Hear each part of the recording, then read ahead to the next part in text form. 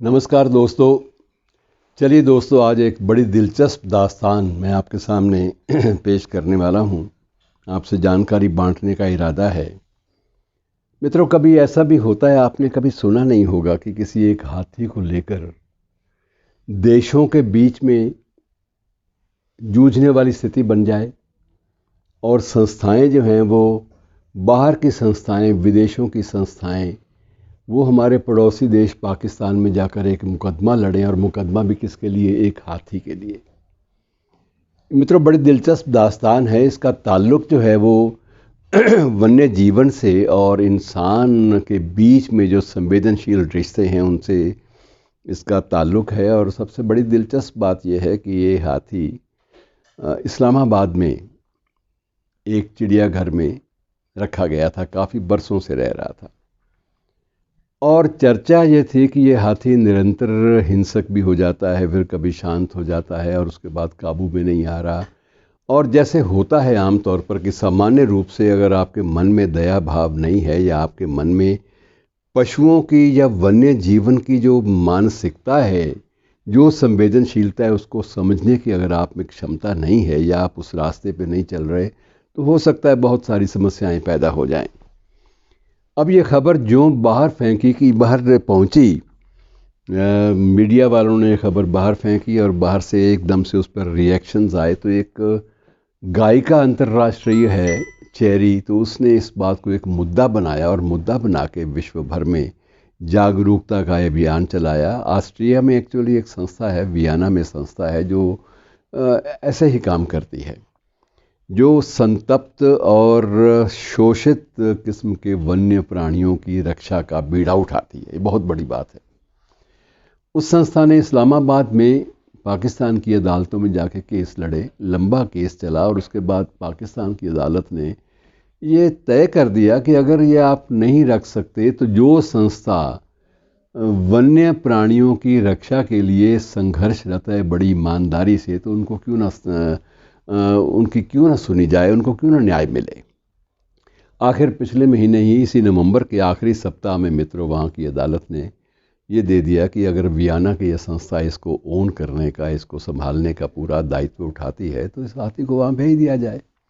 अब ये कथा शुरू होती है सारी की सारी को वियना की वो संस्था ने, और कुछ अन्य विदेशी सरकारों ने भी इसमें दिलचस्पी ली, और बहुत सारी अन्य NGOs ने, जो स्वयं सेवी संस्थाएं हैं, वो भी जुड़ गईं। और सारा सिस्टम ऐसा चला कि वहाँ से विशेष रूप से ऐसे प्रबंध किए गए कि इस हाथी को एक विमान के द्वारा वियना ले जाया जाए। और वियना ले जाने की तैयारियां हुई। उसके लिए पहले हाथी को भी तैयार किया गया, उसके लिए बहुत बड़ा कंटेनर बनाया गया। कंटेनर के बाद उस विमान में विशेषज्ञ, जो वन्य जीवन के विशेषज्ञ थे, उनको भी टिकट, ये खर्चा सारा का सारा उस संस्था ने उठाया।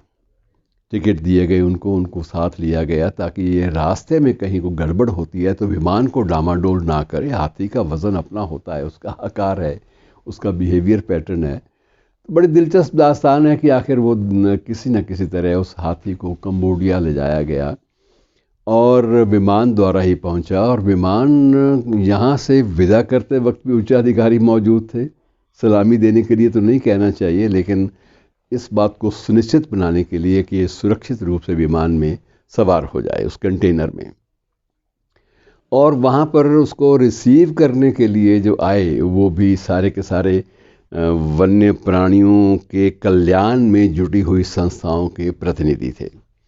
और स्वयं वो जो गायिका थी, पॉप गायिका, वो भी वहाँ पर पहुँची। उसने इस अभियान में उसने 4 लाख लोगों के हस्ताक्षर इकट्ठे किए।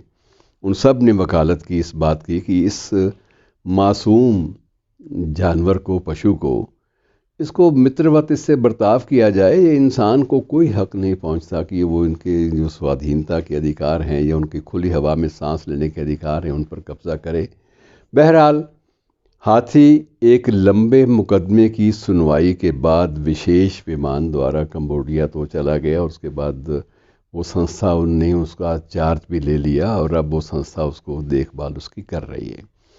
और अब तक वो सामान्य है। और सबसे बड़ी बात यह है कि इसको लेकर बड़े बड़े प्रयोग भी हुए कि उस गायिका के जो कुछ पॉप गीत थे वो भी हाथी को सुनाए गए और कुछ संगीत का सहारा भी लिया गया। तो काफ़ी ज़्यादा इसमें हंगामे हुए इस घटना में, जो घटना एक वन्य प्राणी से जुड़ी हुई है और उसका जो सीधा ताल्लुक है वो मानवीय संवेदनाओं से है। तो ये एक इस इतिहास में एक अजीब घटना है जिसका बारीकी से अध्ययन करने की ज़रूरत है। और मित्रों, अक्सर ये देखा जाता है कि हमारे ज़िंदगी में, हमारे जीवन में, विशेष रूप से हमारी भारतीय संस्कृति में ये एक परंपरा सी रही है कि हमने वन्य जीवन को बहुत अहमियत दी है। बैजू बावरा की अगर कहानी ले लें तो उसमें भी जब वो राग गाता है तो हिरण जो मृग शावक हैं वो चले आते हैं, खींचे चले आते हैं। और उससे पहले पौराणिक कथाओं में ले लीजिए, जब ये पांडव जो हैं ये जब स्वर्गारोहण की ओर रवाना होते हैं तो बाकी सब तो चले जाते हैं, लेकिन युधिष्ठिर जो है वो इस बात पे अड़ जाता है कि उसके साथ जो श्वान है, उसका पालतू जो कुत्ता है, उसको वो छोड़ेगा नहीं। वो स्वयं स्पष्ट कर देता है इंद्र देवता पर कि अगर इसके लिए वहाँ अनुमति नहीं है भाई, तो मुझे स्वर्ग में कोई दिलचस्पी नहीं है। इसने सारी उम्र मेरे साथ वफादारी निभाई है। मैं ये एक पौराणिक कथा है जिसका एक संदेश है, मैसेज है। आखिर में उस श्वान को भी ले जाने की अनुमति देनी पड़ी, इंद्रलोक में ले जाने की अनुमति की। अगर इतना ज़्यादा है तो मैसेज ये था कि जो वफ़ादार है, जो जानवर जो आपसे इतनी वफ़ा करता है, और वैसे भी आप ये मान कर चलिए कि हम लोग तो इन संस्कारों से बंधे हुए हैं। सुबह उठते हम चिड़ियाओं को दाना डालते हैं, अभ्यस्त हैं हम लोग। और जब कोई यज्ञ हवन होता है तो उसमें गऊ का ग्रास भी निकालते हैं, कौवे का ग्रास भी निकालते हैं। और ये ज़रूरी समझा जाता है कि इनके बिना आपका जो कर्म है, कोई भी आप श्राद्ध कर्म कर रहे हैं या कोई यज्ञ कर्म, वो पूरा ही नहीं होता जब तक इनकी आप वो इनका हिस्सा नहीं निकालेंगे। और इस तरह से मानव का वन्य जीवन के साथ जो संबंध है, उसकी अपनी संवेदनशीलताएं हैं और उनको लेकर बहुत सारी संस्थाएं। अब विश्व में वो जुल्म नहीं होते। बहुत जगह सर्कसें बंद हो गई इसलिए कि उनमें जो वन्य प्राणियों से बर्ताव है वो बड़ा एक अमानुषिक सा होता था।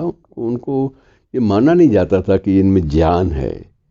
तो ये कई बार कुछ पशु पक्षी दम भी तोड़ जाते थे। तो इन चीज़ों को लेकर एक जागरूकता विश्वव्यापी है और ये जागरूकता बीच में गायब हो गई थी। लेकिन इसका संबंध जो है वो पौराणिक कथानकों से भी है, आपके सामने मैंने जिक्र किया। तो एक दिलचस्प दास्तान है मित्रों, इसको बांट लेना चाहिए। और जहाँ तक हो सके, वन्य प्राणी जो है हमारी ज़िंदगी में बहुत महत्वपूर्ण हिस्सा निभाते हैं। इस अहमियत को हमें समझना चाहिए, आत्मसात करना चाहिए। अब भी अगर सुबह के वक्त अर्ली आवर्स में कुत्ते भौंकने लगें या उनकी आवाज़ में एक अजीब किस्म की सैडनेस हो चीखने की, तो ये अनुमान लगाया जाता है कि शायद कोई ना कोई आत्मा जो है वो किसी शरीर को छोड़ के जाने वाली है आस पड़ोस में, तभी ये संकेत दे रहे हैं। और मौसम के बारे में जानकारियाँ हमें बहुत सारे परिंदों से, बहुत सारे पशुओं से, पक्षियों से, इनसे मिलती रही हैं। अब इनका विधिवत अध्ययन नहीं हुआ, ये बात अलग है। बहरहाल बाकी बातें बाद में मित्रों, बहुत कुछ है इस विषय पर कहने के लिए, लेकिन ये एक अपने आप में दिलचस्प, चिंतनीय, विचारणीय विषय है और इसको आपसे बांटने में मुझे भी सुख महसूस हो रहा है। शुक्रिया दोस्तों।